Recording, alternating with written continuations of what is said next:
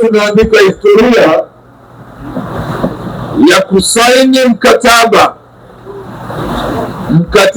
wa msingi kati ya serikali na mwekezaji, na hivi karibuni Tanzania ilitambulika kuwa moja kati ya nchi zinazovutia uwekezaji kwenye sekta ya madini kwa kasi sana. Mradi huu ni mradi wa shilingi bilioni 265. Ni mradi mkubwa ambao utakwenda kuchochea maendeleo katika eneo letu. Mradi huu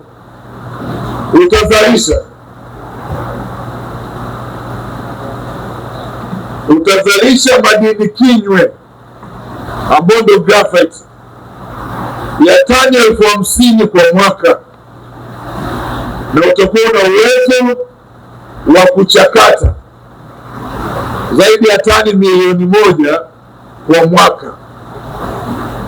Madini yatakayochimbwa hapa, madini kinywe, ni kati ya madini yenye mahitaji makubwa sana duniani.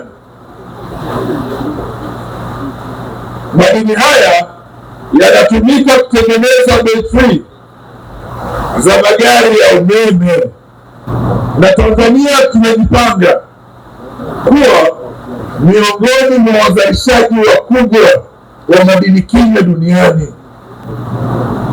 Kwa hivi sasa mahitaji ya dunia ya madini kinywe ni tani 1,800,000. Haya ndio mahitaji ya dunia. Nchi inayoongoza kwa kuzalisha madini kinywe ni China. China inazalisha madini kinywe tani 1,400,000, sawasawa na 75% ya mahitaji yote ya duniani.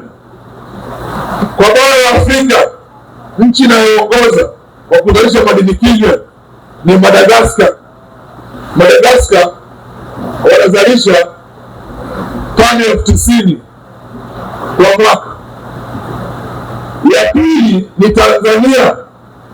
Tanzania inazalisha tani 75,000. Recent years, practical cooperation between China and Tanzania has yielded fruitful results across diverse sectors, including industry, agriculture, and mining, continually expanding our shared benefits.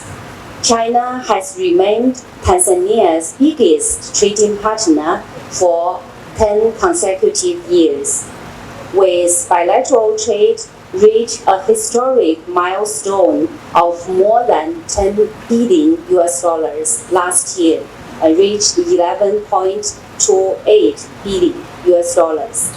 Machinery and electric equipment exported from China have provided robust support for Tanzania's national construction, while everyday consumption goods have enriched the lives of millions of Tanzania and Chinese families. Kwa karibu na wawekezaji wanao katika mazingira yote ili kazi zao wazifanye kwa ufanisi mkubwa na vijana wapate ajira kama zilivyosainiwa kwenye makubaliano haya.